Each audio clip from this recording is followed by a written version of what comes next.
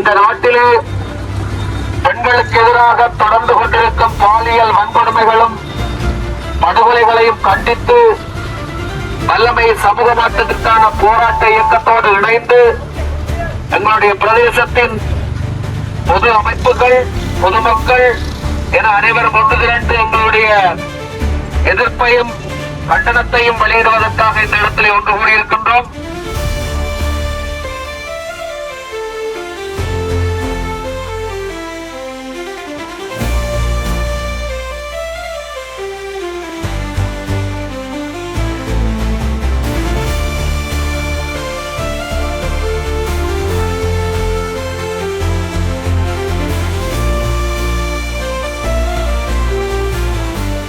பேர் ரஜினி. நான் பெண்கள் உரிமைகளுக்காக போராடுற ஒரு போராளி. நீண்ட காலமாக தொடர்ந்து 30 வருஷத்துக்கு மேலால யாழ்ப்பாணத்தில், வடக்கில், இலங்கையில் என்று பெண்களுக்கு எதிராக நடக்கிற பாலியல் வன்கொடுமை, சுரண்டல்கள், துஷ்பிரயோகங்கள் என்றது அதிகரித்து கொண்டுதான் போகுது.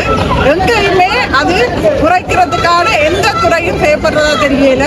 சமூக அக்கறை கொண்ட பலரும் இந்த இடத்துல ஒன்று கூடி நிற்கின்றோம். நாங்கள் கேட்பதெல்லாம் ஒன்றுதான், இங்கே ஆட்சி மாறுகின்றது, அரசியல் லாபத்திற்காக, சுய லாபத்திற்காக, குறுகிய லாபத்திற்காக ஒன்று சேர்கின்றோம். ஆனால் சமூக நீதி என்று வரும்போது நாங்கள் யாருமே இவ்வாறான விடயங்களுக்கு ஒன்று சேர்வதை தவிர்த்துக் கொண்டிருக்கின்றோம்.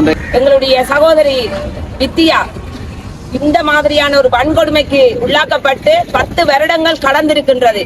அந்த 10வது வருடத்திலே எங்களுடைய மன குமுறல்களை இங்கே மக்கள் மத்தியிலே தெளிவுபடுத்தவும், இதுக்கான ஒரு நீதிக்காகவும் நாங்கள் இந்த இடத்திலே ஒன்று கூடியிருக்கின்றோம். அண்மையில நடந்த தற்கொலம் இறந்து போன பிள்ளை அம்பிகா தொடர்பாக இருந்து இன்னைக்கு வித்தியாவில இருந்து பல பெண்கள் இன்னைக்கு நீதி இல்லாம, நீதி கிடைக்காம போராட வேண்டி இருக்கு. இவர்களுக்கான போராட்டம் நாங்கள் தொடர்ந்து செய்து கொண்டிருக்க வேண்டி இருக்கபடியே எவருமே இந்த விடயங்களை குறைக்கிறதுக்காக யாருமே முன் வருவதா தெரியல. நிறைய ஒரு பொருளாதார நெருக்கடிக்கு மத்தியிலே தள்ளப்பட்டிருக்கின்ற சூழலிலே மிக மோசமாக பெண்கள் பொது போக்குவரத்திலும், பொது தளங்களிலும், வேலைத்தளங்களிலும், அலுவலகங்களிலும், பாடசாலைகளிலும் தொடர்ந்து பாலியல் வன்கொடுமைக்கு உள்ளாக்கப்படுகின்ற இந்த கலாச்சாரம் ஒழிய வேண்டும் என்பதுதான் எங்களுடைய ஒரே நோக்காக இருக்கின்றது.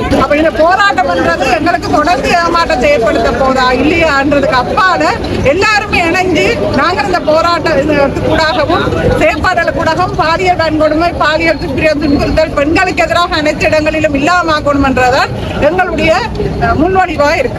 இதற்காக நாங்கள் தொடர்ந்து போராட வேண்டியிருக்கின்றது. பாதிக்கப்பட்டவர்கள் மட்டுமல்ல, பாதிக்கப்பட்ட குடும்பங்கள் மட்டுமல்ல, அனைவரும் இந்த நாட்டில் இருக்கின்ற ஒவ்வொருவரும் பொறுப்பாக இருக்க வேண்டும். எங்களுடைய வீட்டிலிருந்து வெளியிலும், பாடசாலையிலும், பொதுத்தளங்களிலும் இனிவரும் காலங்களில் பெண்களுக்கு இந்த பாலியல் வன்கொடுமைகள், பாலியல் சுரண்டல் இடம்பெறாத ஒரு நாடாக கட்டியெழுப்பதற்காக நாங்கள் எல்லோரும் உறுதியோடு தொடர்ந்து போராடுவோம். அரசாக இருக்கலாம், அரசியல்வாதிகளாக இருக்கலாம், இந்த வன்கொடுமை செய்யப்பட்டவர்கள் உள்ளடங்களாக நாங்கள் கேட்பது நீதி.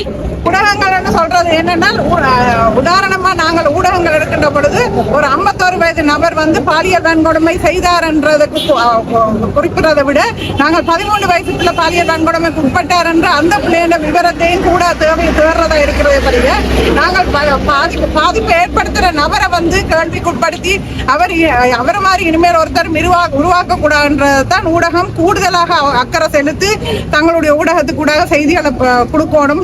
ஏன்னா பெண்கள் கூடுதலாக பாதிக்கப்படுகிறார்கள். இப்படியான பிரச்சனைகளை சொன்னோட வெளியில அவர்களுக்கு உரிமை இருக்குதா இல்லையான்ற கூட தெரியாமல் அவர்கள் ஒடுக்கப்படுகிறார்கள். அந்த ஊடகத்துக்கு பாரிய பங்கு இருக்குது.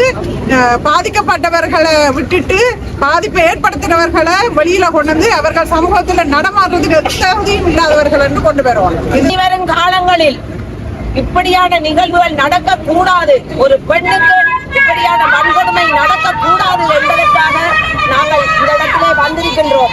எனவே எங்களுடைய இந்த உண்மையான குரல் உலகெங்கும் ஒலிக்க வேண்டும். பாலியல் சுரண்டல் கனவுகளை, உரிமைகளின் எல்லைகளை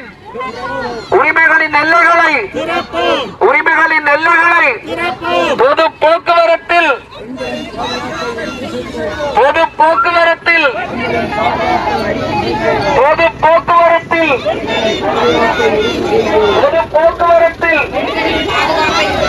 பாலியல் வன்கொடுமைகளற்ற இடங்களாக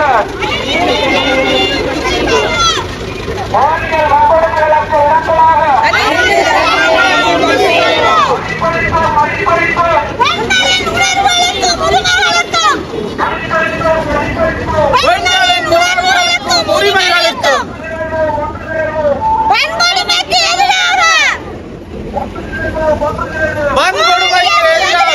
பெண்ணுக்கு நீதி வேண்டும்.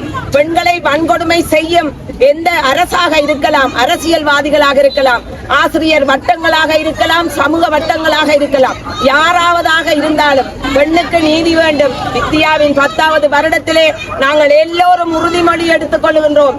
இனிமேல் இப்படியான வன்கொடுமைகள் நடக்கக்கூடாது. நடந்தால் அவங்களுக்கான தண்டனையை அரசு உடனடியாக வழங்க வேண்டும். பாலியல் வன்கொடுமைகளுக்கு எதிராக நீதி வேண்டும், நீதி வேண்டும்.